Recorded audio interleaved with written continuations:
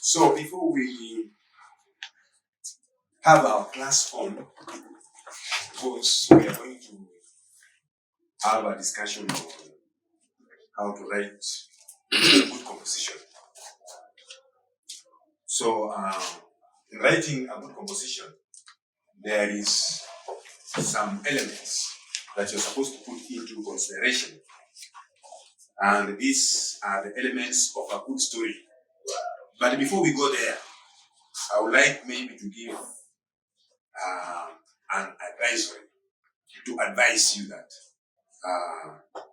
writing a good story, you must have the mental pictures such that you can produce and have the capabilities of maybe advancing into different parts of your beats and where your brain can capture. You can take your brain as far as Japan, America, even where you have not reached. You take your brain there because brain can move. This is about to give a vision to a distant places. Then you accumulate. You bring them. You bring from there, from a distance, you bring upon to your mind. Then after you have brought to your mind, you will have brought different pictures and ideas or facts. And these facts, after you have brought them into your mind, you do what is called sorting. It's what we call sorting. You will sort. You do what is called sorting. How do you do sorting? You do sorting according to the theme. According to the theme or rather topic line that you have been provided as a rubric by the examiner. The examiner will give you the rubric. You see, most of the time, I remember most of our KCPE, the KCPE compositions, most of the time, they bring that one for where they have started for you. They have started for you. They have given you the starting lines. That is called a rubric. That's called a rubric. They give you what's called a rubric. They give you what's called a rubric. A rubric is where you will have the following things. In the rubric, you have the captet. In the rubric, you have the captet. What is the captet? In the rubric, when you read the rubric, we are going to have an example of one of the rubric. And we are going to extract the captet. The captet is the character, the action,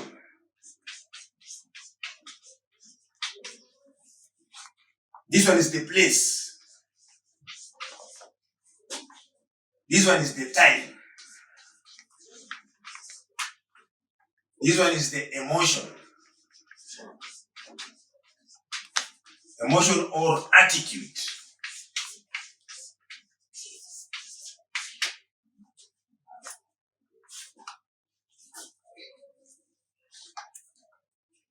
This one is the theme. You cannot get the theme before you write. When you have written your composition or your story, you have come to the end. When you reach the end, that is the time you will decide the theme, the topic line. So this one will come afterwards. The theme. Because your story must have a headline. So the headline, you cannot make a headline before you make a story. Because when you will be read proofing, you are supposed to read proof. When you are read proofing your composition, that is the moment you will have the capabilities of having or rather providing the correct theme or the title of your composition. Is that clear? Yes. Now, there is something that which is trying to remain behind here, and we don't want to leave it. What is it?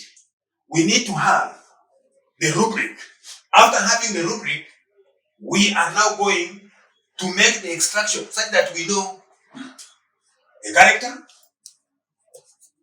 because in the rubric, you are supposed to have the character. The character in the rubric can be the name of a person. If the examiner has used the name of a person, that is the character. If the examiner has used the name of an animal, that is the character. Anything that is going to perform or to do an action in the given story is a character. Even if it is a stone that is going to be made to speak and act, it is a character. Even if it is a tree that is speaking in the bush, maybe the hunter is walking around and sees there is a beehive on top of the tree and finds it that maybe he or she wants maybe to climb the tree, and the tree speaks to the hunter. That tree is a character. Is that clear? Yes. That tree is a character. So anything that is speaking in the story, anything, even if it's an animal in the fable stories, it is a character. Anything that is speaking is a character. So here, anything that is speaking, if it is the name of a person, let's say for example, Peter. If it is Peter, for example, Peter is a character. Let us go to the pronouns. For example, they have used, let's say for example, he. He, in that particular given story, is the character. He. We are having also she, it, they, etc. Those are examples. The action. Here, in the action, you will put your basics of understanding on the verbs that have been used there. The verbs. You are supposed to see the verbs. Here, the verbs, we have different types of verbs. We have got 4 types of verbs. 1, regular verbs. 2, irregular verbs. 3, modal verbs. And 4, we have talked about regular and irregular verbs. Those are 2. Modal verbs and auxiliary verbs. So basically, you'll see that what has been used here as a verb, the action, like sing, dance, sleep, those are verbs. That verb that has been used in the rubric, it is the verb that is going to give you the direction. It is also that verb that is going to give you the correct tense that you are going to use in the course of your writing. Because you cannot just start writing when you don't know which direction are you going to take. So the direction you're going to take will depend upon the verb that you have been given there. If it is a verb that it is in participle, if it is a verb that is in continuity with an ing, she likes singing, she liked singing. You see, if it is a modal verb, you are supposed to see it. That verb will give you a better direction where you'll be situating or basing your writings. Place. You see, there is no rubric that will not have a place. What is a place? A place is a venue. It is the venue. The venue where the story is starting from. It can be in the sky, it can be on the road, it can be near the sea or the ocean rather, it can be in the house. You see, that is the place. Then from here is where you now be moving your story from. If it is from the house, you'll move your story from there now. You'll now connect it from there. But you have been given the original place. You have been given the original place. This is the original place. You have been given the original place. So you are supposed to know where you're starting there. Although you'll be making now the story move on, you are now the creator of the story. You will be just be improving the story by changing from one venue to another venue. If it was in the bedroom, you'll move from the bedroom maybe to the sitting room. From the sitting room to your compound. From your compound to school. From school maybe to the shamba. Or from the shamba maybe to the bus stop. You are the one as the writer or as an examinee who will be changing the venue. Are you listening? Yes. Yes. So, time. Time is paramount. In fact, crucial. Time. Because you need, as you are telling your story, you must know about time. Because some people are writing their composition, and as they are writing their composition, they become stagnated, like stagnant water in the oasis. You don't move. You are just there. Your story is in the morning. You are there in the morning, and then when you are coming to the end of the story, it's in the morning. That is very dangerous because you will not arrest or you will not make the reader of your composition to become hooked. You see, when you are changing time, the scenario, or rather the scene, will be at the same time moving. Also, the scenes will be changing. The scenes. When I talk about the scenes, that means that how you are making the lookings or the pictures, the scenario. That means you cannot be the same. You see, when you today, Mr. Malimbe is wearing like this. At night, I'm wearing like this. When I wake up the next morning, I'm wearing like this. When I'm going to the shamba, I'm wearing like this. It is very dangerous because I'm not respecting the changes of my places with the time. You see, time and places and venues must change. If I'm going to school, I must be in the school uniform.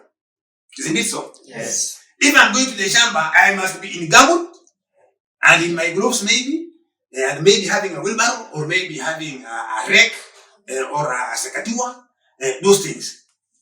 And when I'm going to class, I must have a piece of chalk, a pen, and maybe books. Are you getting it? Yes. That is changing with the environment and changing with the attire. So that means that even when you are writing your composition, you must be creative and innovative, at least to ensure that you are there with time. So time is paramount. Time is very, very, very, very important. Time is very, very important.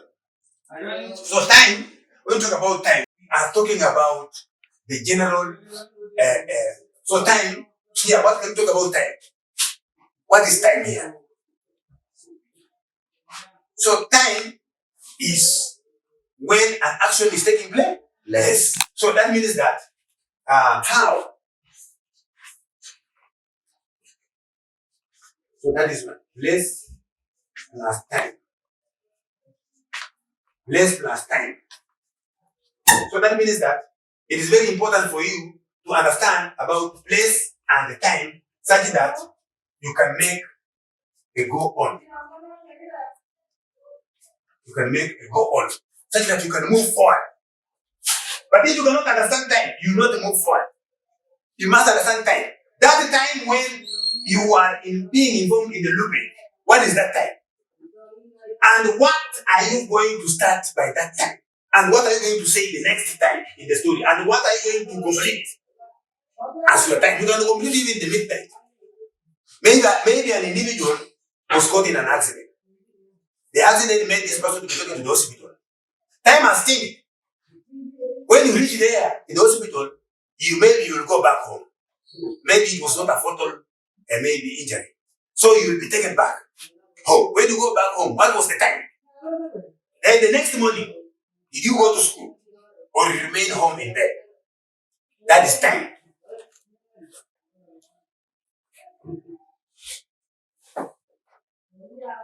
Bring that up, please. Is it right?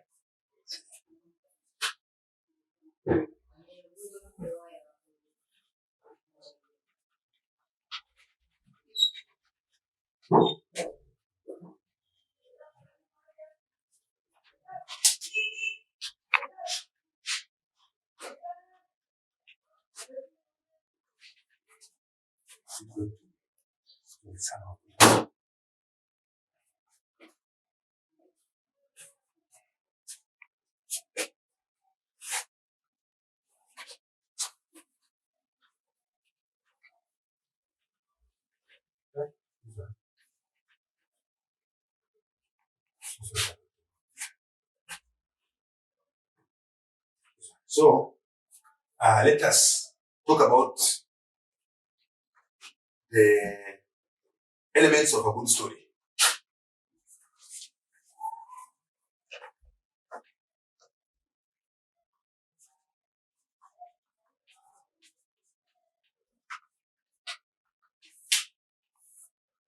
So up to there, let us now at least highlight the elements of a good story. One, for you to write a good story, as I have said, you're supposed to have what we call the first and foremost is the plot. Plotting. And two, I've already talked about this, characters. Three, it is the setting.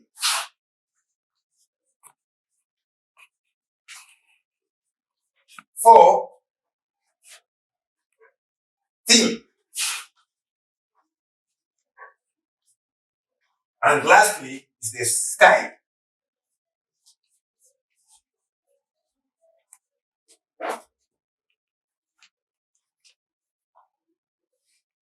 So to plot,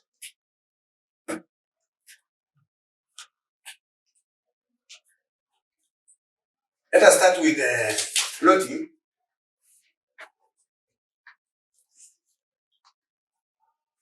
Plotting is to have your introduction correct, to introduce how you are introducing. That is the first paragraph. This is the first paragraph. The first paragraph. The first one, that is the introduction, where you are starting your composition, where you are introducing the character and what is to be followed. This is where you make the build up. This is where you start making a foundation. This is where you introduce the character and you make the paragraph become pregnant, such that this paragraph is the one that's going to give birth to the second paragraph. The second paragraph will be given birth by the first paragraph, such that we are going to have the smooth flow. Because when we have fluency, fluency means that there is the message that was not satisfied in paragraph 1, and you will proceed with that message in paragraph 2. So that means that paragraph 2 will buy the idea from paragraph 1. You cannot have paragraph 2 without paragraph 1. So that means that introduction is not all. You are just introducing, you are just making some sort of telling that you are starting. We have, number 2, we have development. Development. Development is the body. This is the body. This is where now you are now going to, this is the place where you will give your details.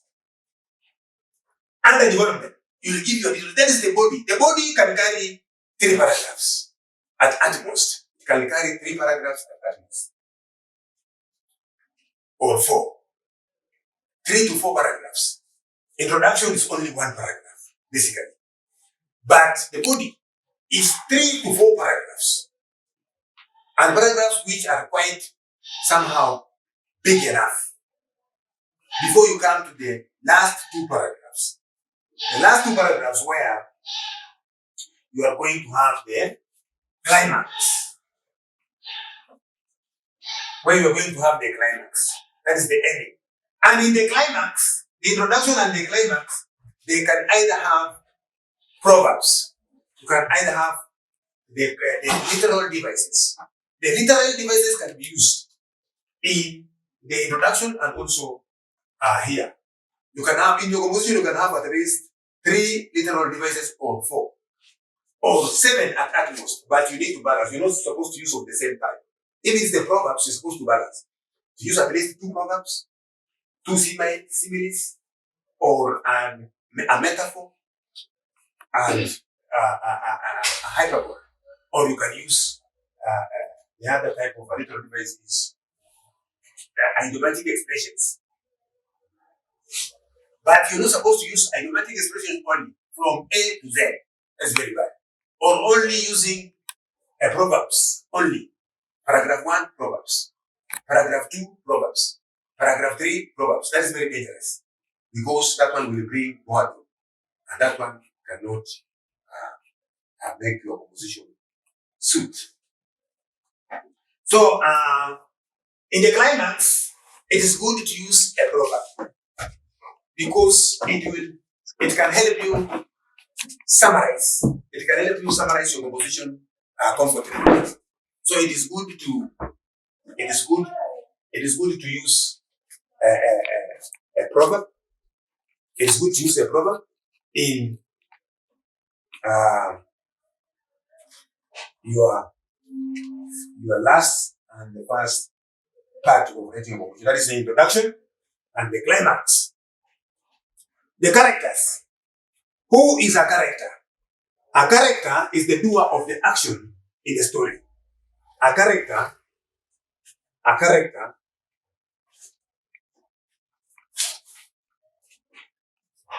is the doer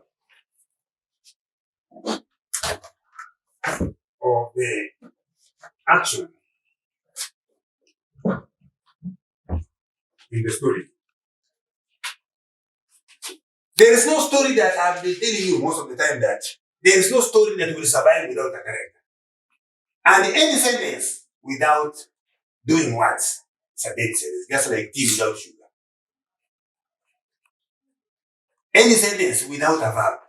And a verb is only provided with a character. I've said a character is the doer of the action in the story. Are you listening? Yes. A character is the doer of the action in the story. So this is a very important part of the story because this is the person, you as the writer, you are the one who will be giving this person the character. You are the one as the writer who will be giving this person the direction. You will be plotting. You will be plotting the character. And also at the same time, providing the words that the character will be speaking. You are supposed to be very creative. So creativity is needed from you as a writer. When you are writing a composition, you are supposed to be very much creative. Because you are the one who will be providing the words. If you have got 3 characters, you are the one to plot, to provide what will be said by character 1, what will be said by character 2, what will be said by character 3. You are the one to provide the words that this character will say, and what this character is going to say, and what this character is going to say. Such that at the end of the day, the story will be moving on. And you are the one who will be monitoring. You are supposed to be very watchful. Because what this one is saying, even if it's a dialogue that you are making in your story, what this one is saying and this one is saying should be balanced to give it into the equilibrium. Such that the reader or the examiner will get the correct material at the end of the day. Such that your composition will suit the understanding of the examiner. You are the one, you are the creator, you are the one to formulate. When we talk about composition, what is composition? Composition is to compose. You compose. Like this musician, isn't this musician when they are singing, they are making music, when they are singing. A musician will compose. Music from nowhere, even the reading.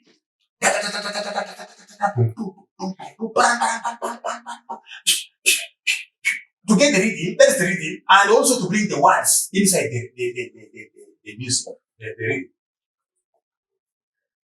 And these words, he is the one who will sleep down and make you think about the words that is going to be put inside the melody, the whatever, the rhythm. At the end of the day, we are going to have a production of music. Music will come out. Music that has been made by an individual. And that is what we talk about composition, to compose. So to compose means that you are supposed to gather. To gather. You gather, then you assemble. That one which is not good, you remove. You throw them away. That one that you want to use, you bring it there. After bringing it there, you don't just put it there. You put it in an alignment. You put it straight. After putting it straight, you are supposed to assess. How do you assess? You assess by reading back. You go back to read. You read again. You read what is called reading proofing. You read. You use your pencil and a rubber. You rub that one that you find that it is unnecessary. That one that is not, you find that it's not fitting. You remove. After removing, you are supposed to follow one. You have got only 40 minutes to write your composition. 40 minutes. And the first 5 minutes is to write the guidelines. Write the guidelines. You write the guidelines. The guidelines that will enable you to pick there and write. Because the 40 minutes is limited. So you are supposed to prepare and make yourself ready. Ready such that you use your time well. And I normally tell my learners that composition is not the one to support your writing, your grammar part. No, don't take that mentality. It's very dangerous. Composition is a subject by itself. Because the moment you will perform in composition writing, you start a better chance of getting a clean A in English. And I normally tell also my learners that English is easy. It's only easy if you can follow instructions correctly. So when you're writing your composition, make sure you follow the correct instructions that your teachers are giving you at any given time. You are running your programs in your class. We also have setting. And the setting is the place.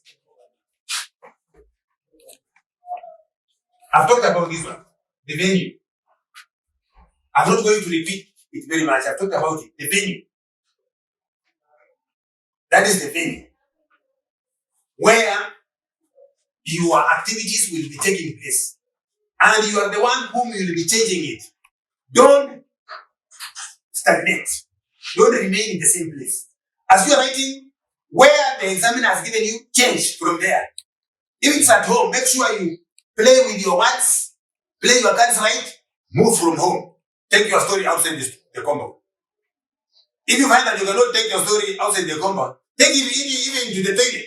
Take it even across the fence. Or take it to the neighbor. Yes. It will be very much okay. And it will serve a purpose. So place is very important because place is the one that is going to bring that improvement or that kind of the canopy.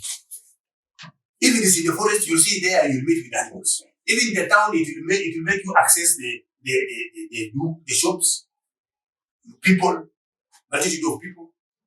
Yeah? Because you have changed the place. If you find that where you are confined and you don't have more ideas or facts, change the venue.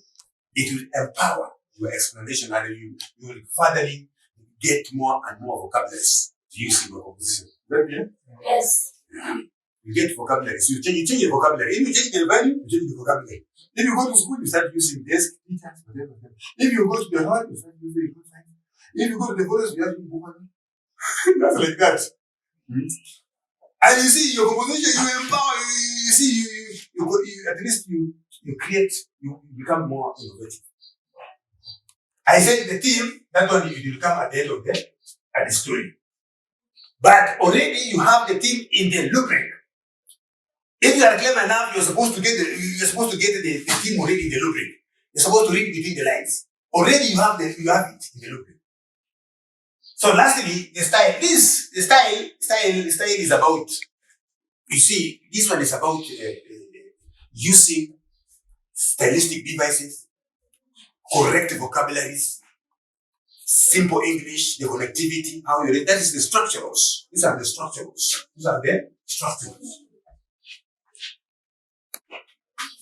How I structure it? How are you attacking ideas? Or how are you going about with this, with your composition? How are you formulating?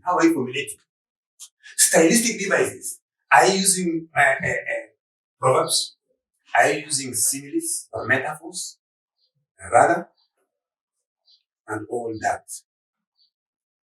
I don't want to make you tired. We're going to stop that. It's a long topic. We cannot exhaust. It's a long topic. It's wait. I've just made myself. You can understand. I've made it.